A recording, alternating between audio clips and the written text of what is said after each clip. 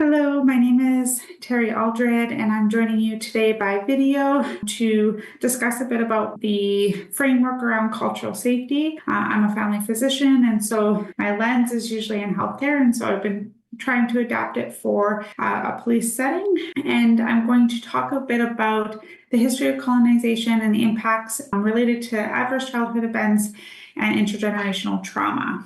And I'm going to do so hopefully within my allotted time frame today. I would like to start by acknowledging the traditional territories that I'm calling in from today. I'm calling in from the Terri-Leigh traditional territories, otherwise known as Prince George, and where I was born. I graduated high school here, but I've lived all over north central BC. My traditional territory is located just north of Fort St. James in Clasden, and I have relatives from Nacosly as well as Terri-Leigh and pretty much all over north central BC. This is a photo of me and my maternal grandmother. We are matrilineal people, and so I follow my mom's line, which can be traced back to the traditional territories of Clasden, north of Fort St. James, for as long as we can trace them back. And so I like to carry my maternal grandmother with me. She has since passed on. However, her story and her resilience as a residential school survivor, and whose younger brother was one of many who never made it home from residential schools, with me in this work, as she was a very powerful influence in me growing up, and has really shaped my work as a physician and as somebody who tries to advocate for improved culturally safe systems. I always like to just frame quickly terms that I'm using so that we have a common understanding.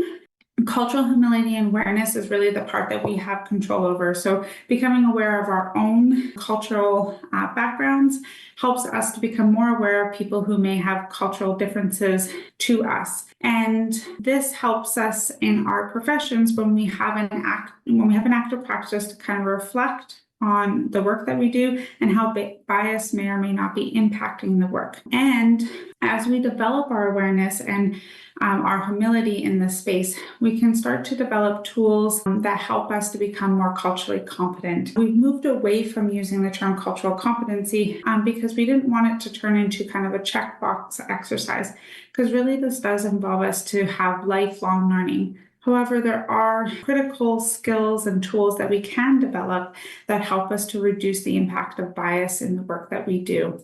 And those are things like developing a self-reflective practice, as well as finding spaces where you can talk a bit about how, different interactions have gone, to look at the role of bias that has impacted the work, as well as looking at, from a population perspective, how specific biases look, and trying to find strategies in your workplace that actually help have a counterbalance that helps to look for ways to create systemic structures to protect against those biases.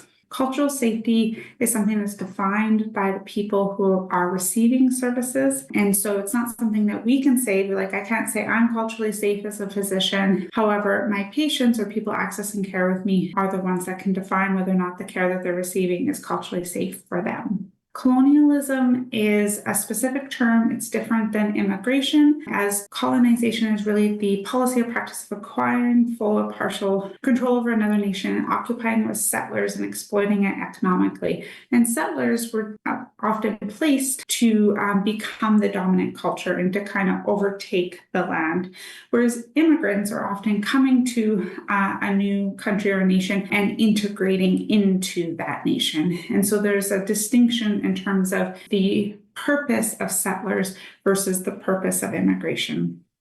Colonialism is the use of economic or political, cultural, or other pressures to influence other nations. And since the Second World War, this has been largely the framework that colonialism has been perpetuated in terms of that kind of undue influence on other cultures and nations.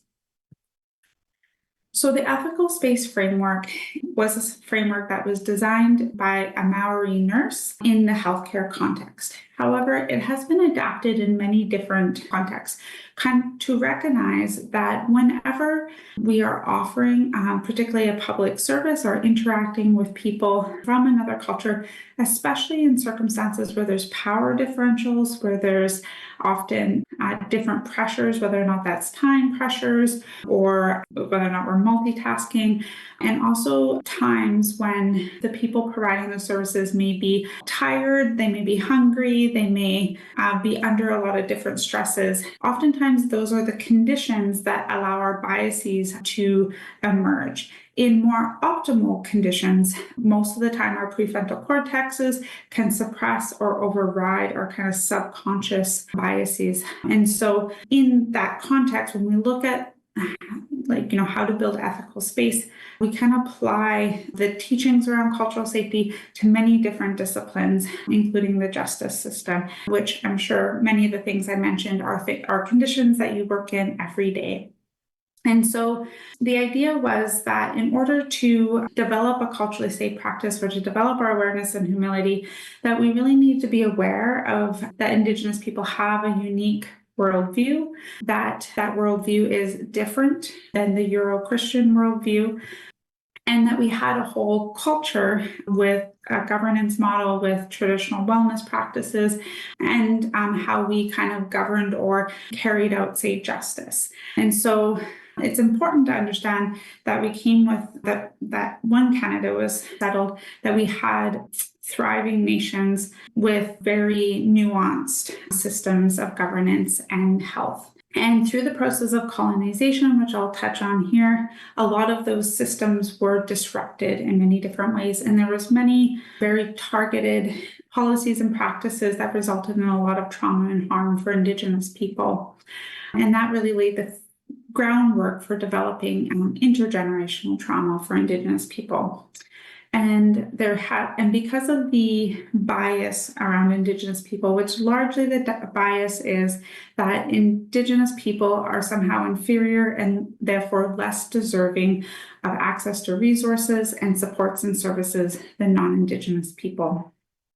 And this bias, although is subconscious for many people, it is built into our institutions, to our practices and policies in many ways that often are hard to see unless you're really looking for them. And they result in a number of barriers for Indigenous people to access care and resources, and making them disproportionately represented in having higher rates of disease and higher rates of things like poverty, homelessness, and low socioeconomic status. And it's important when we're looking at this that we frame it. Those are outcomes of the systems of oppression and not related to being Indigenous. And so I'm going to unpack the ABCs. We've moved away from the term Aboriginal, however, fits in the framework in terms of the mnemonic. Instead, our preferred umbrella term for First Nations, Métis, and Inuit people is Indigenous. The R's on the side, so it started with 3 R's, the respect, reciprocity, and relationship, and reconciliation and responsibility were added later. And they really frame out kind of the principles or values around this ethical framework. So what it means to be Indigenous. So Indigenous people, I've already framed that Indigenous as an umbrella term for First Nations, Inuit, Métis.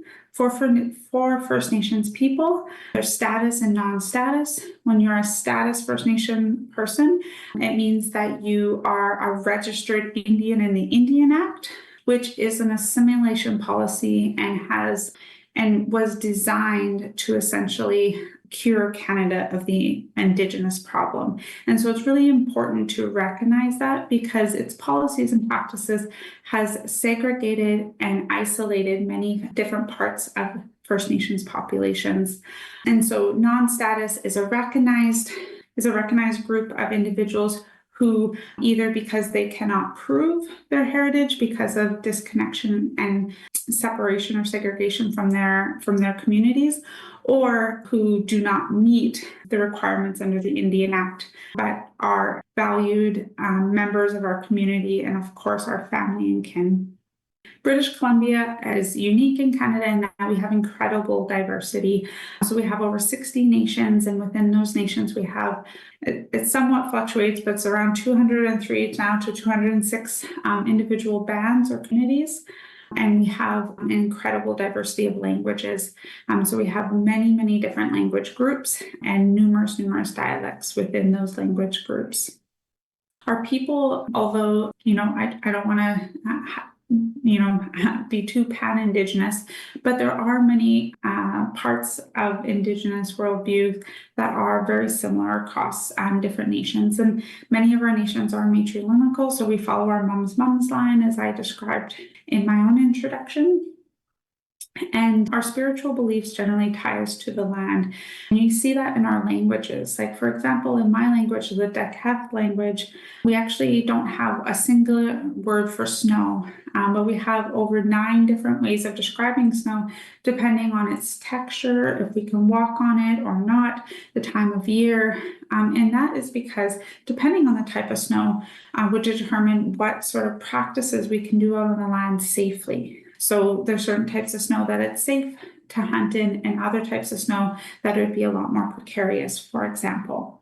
And so it's important to recognize that for Indigenous people, our culture, our language is embedded in our traditional territories and is framed out by whatever that landscape is, what those seasons look like, and that sort of thing.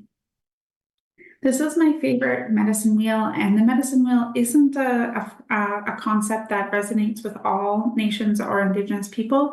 It is a framework that largely comes from Plains nations like the Cree and Lakota. However, I do think it's a really useful way to describe the fact that Indigenous people see our health and well-being not just related to our physical health, but as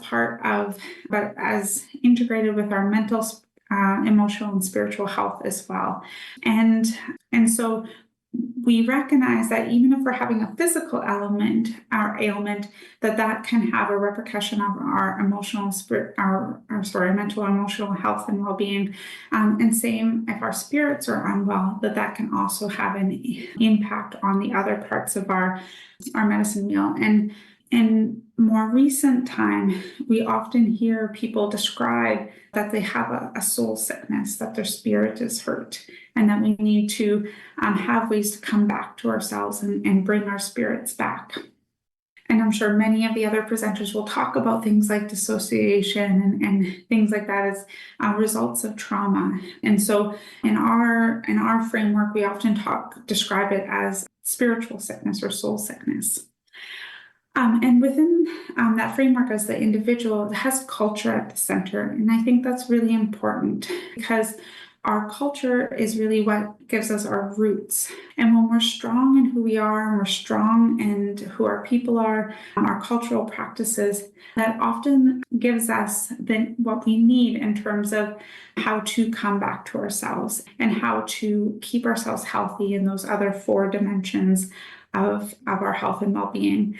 And even if a nation doesn't use the medicine wheel, oftentimes they do still describe their health and well-being in terms of a holistic lens. And then the individual is then wrapped in terms of our family connections, our community connections, and our concepts of what it means to be an individual in a healthy and thriving community. And to me, for Indigenous people, we often find it hard to conceptually separate the individual from our families and communities, because we always recognize that there's an interplay between the health and wellness of an individual and the health and wellness of our community. One of the teachings I received growing up that really inspired me to stay in school and to continue my journey to help give back to my community was the value that the pride of one is the pride of all, which essentially says that we have a duty to become the best version of ourselves because we reflect on our families and our communities in turn reflect onto us. And so for me, I always found a hard time through my education journey, or when it brought me really far from home and I was feeling disconnected or lost. I always remember that I had the strength of my family and my community and my ancestors behind me. And so that gave me the roots I needed to stick through some times of incredible adversity and hardship.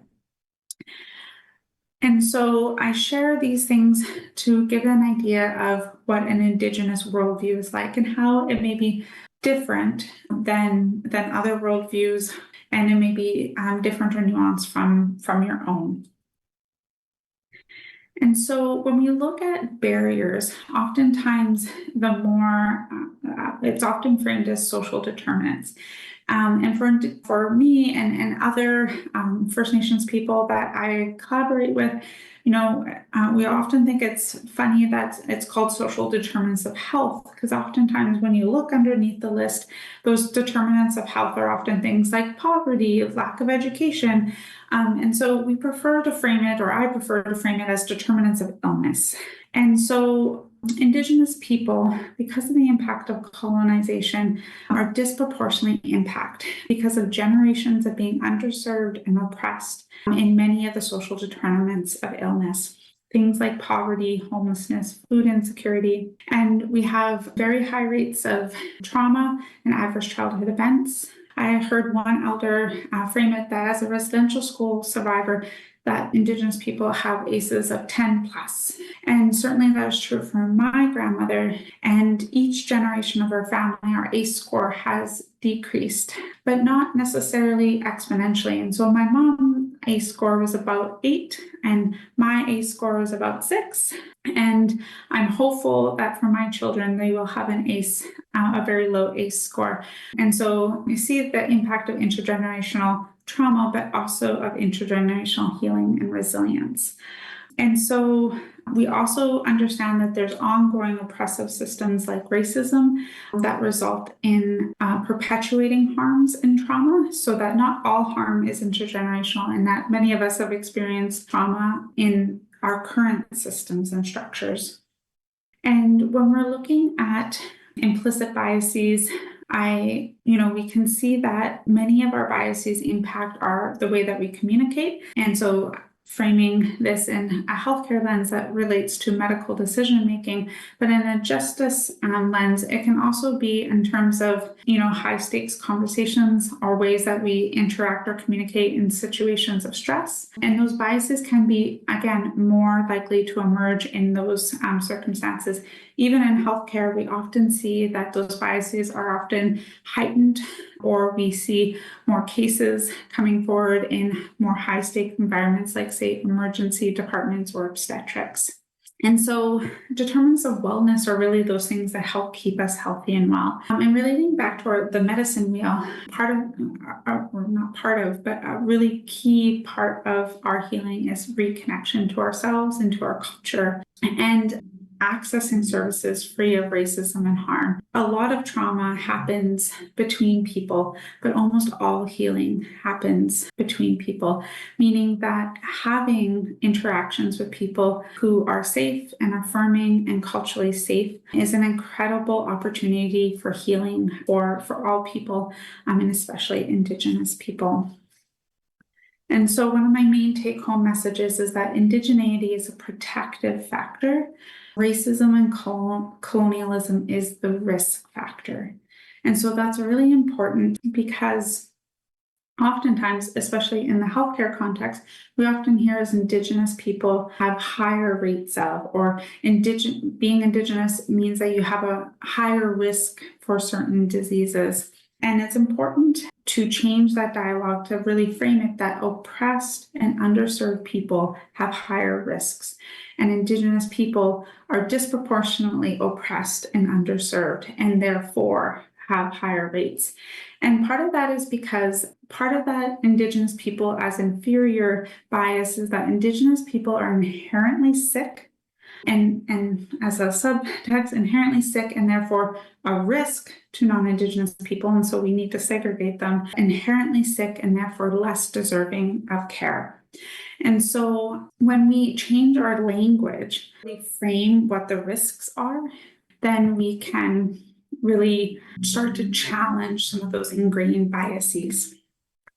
It's important that the conceptual framework of racism is that racism is a social political construct and not a moral failing. And so when we start talking about racism, it can feel very threatening. It brings up a lot of shame for individuals, and almost everybody would not be comfortable saying that they are racist, because the dialogue has been that if you're racist, you're a bad person. And for most of us, we're like, I don't think I'm a bad person, and therefore I can't possibly be racist. And a lot of that discourse came out of the civil rights movement, and there was a lot of violence and riots and harm happening. And so there was a lot of people who did not see themselves in that, who seen ugly racism can be, and really wanted to distance or demonize racism for very good reasons.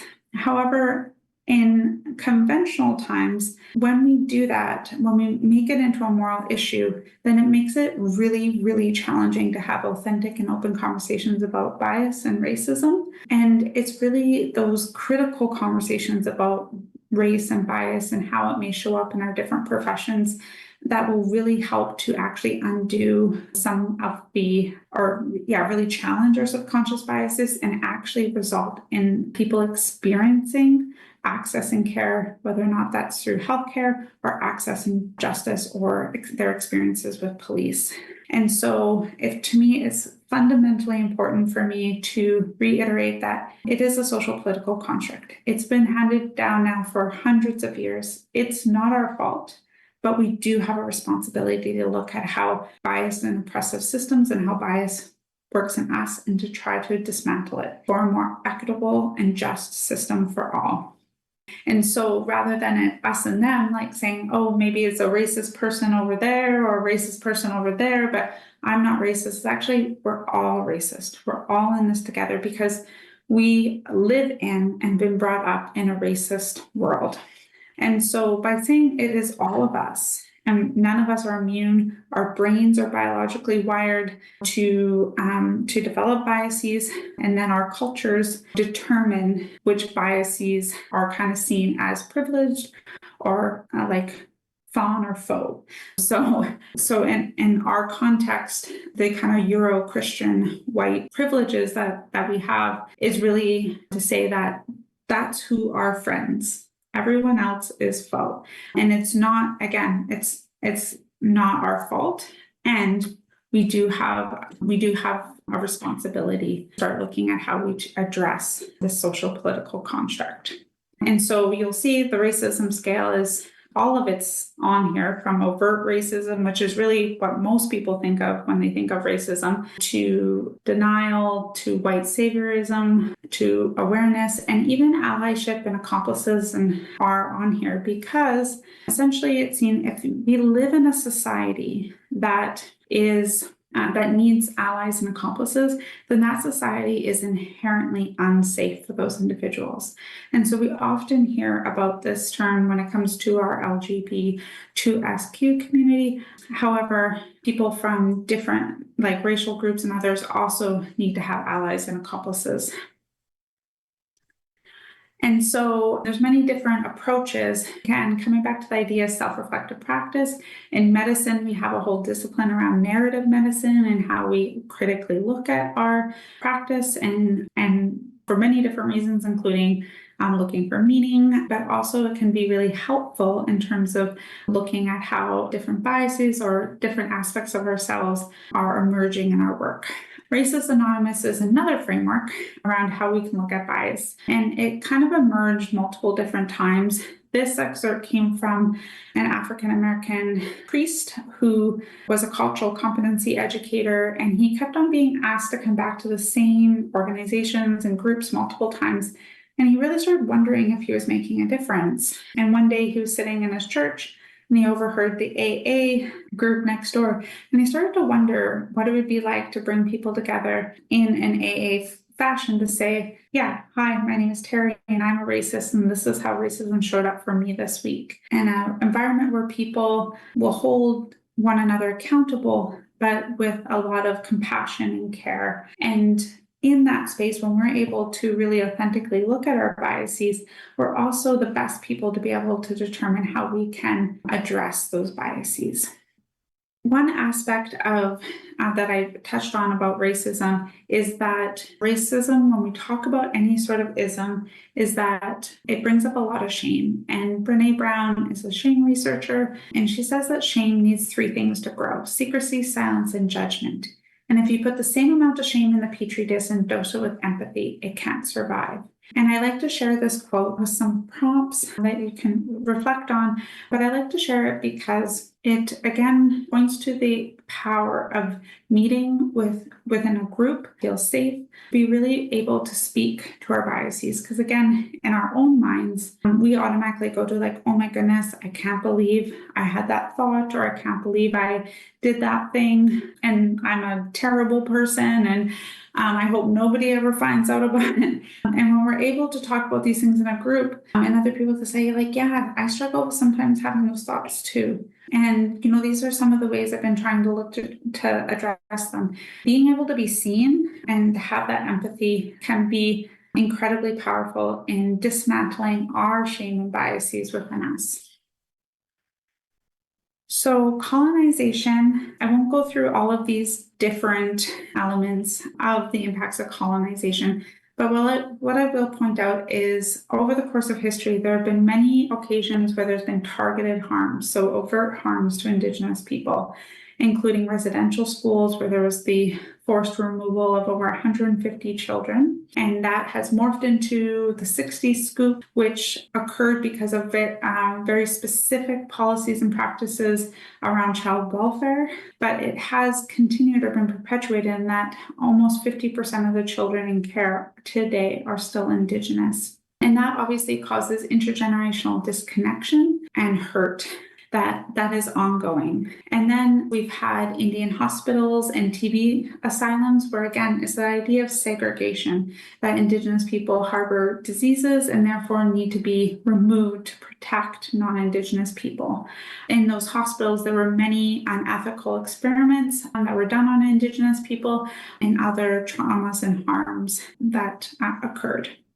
And then there's like the forced and coerced sterilization of Indigenous women and institutional racism, like First Peoples, second-class treatment, which really goes through that racism in healthcare. And in justice, in the justice system, there have been a number of reports that have also kind of highlighted how anti-Indigenous bias has been ingrained in the Canadian justice system since essentially it was developed, and how it disproportionately impacts Indigenous people. It's not clear that a correlation that Indigenous people just commit more crimes and therefore are disproportionately represented. There's many additional factors that go into Indigenous people's overrepresentation. And when we look at the intersectionality of it, that we will see that, say, Indigenous women are even more disproportionately represented than non-Indigenous women. And so there was also forced removals and relocations of Indigenous people. There were starvation policies and practices that occurred especially wildly across the plains. And of course, diseases that really decimated populations, especially in BC. And so when we look, kind of reflecting on the presentation, when we look at, colonizations was these targeted or specific harms that resulted in intergenerational traumas, where we see the disproportionate impacts of ACEs, which increase our risk for personal disease. And then also within our families and communities, we see the overrepresentation in the social determinants of what's called health, but we say illness. And then when we look at kind of the ongoing harms with racism and oppressive systems, we see that the layering of intergenerational trauma, which has a heightened effect on Indigenous people, but then when we experience additional trauma as children or adults, that can result in even additional or being even more high risk for developing various conditions. And so when we look at those values or principles, again, I won't speak to each one right now, but essentially they're rooted in relationship. And so one of the many teachings that I've received is the idea that we're all connected, we're all one, not just humans, but with the earth, the planet, animals, plants, etc. And so when we have a framework or a worldview that we are all connected, then we are all in relationship. And so how I treat myself is how I treat you, and how I treat you is really how I treat myself. And so that's really the teaching that underlies these R's. And then to speak to reconciliation. So one of the famous quotes from late Justice Murray Sinclair is that reconciliation is not an Aboriginal problem, it is a Canadian problem, and it will involve and take all of us. I think it's especially important in a day dedicated to looking at how trauma impacts Indigenous people.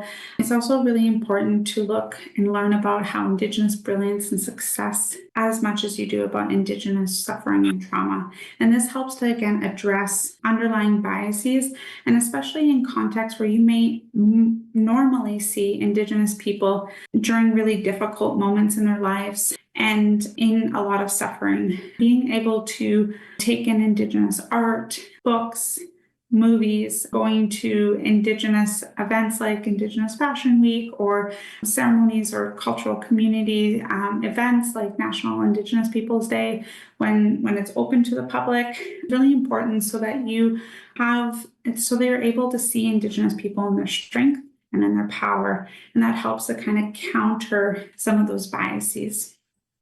And so I'd just like to stop by our end today by acknowledging that it's May.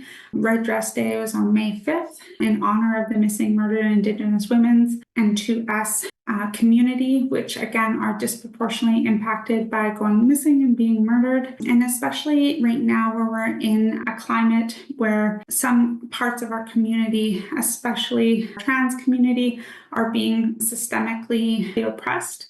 And in situations where they're more unsafe, I think it's really important to recognize that we have the report Reclaiming Power in place. It has 231 calls to action, or calls to justice, and many of those have not been actioned, and many of those are related to reforms in our justice system. And I think it's important now more than ever that we look at how we protect those in our community that are the most oppressed and underserved still to this day. And so with that, I would like to say thank you, and I hope the rest of your day goes well.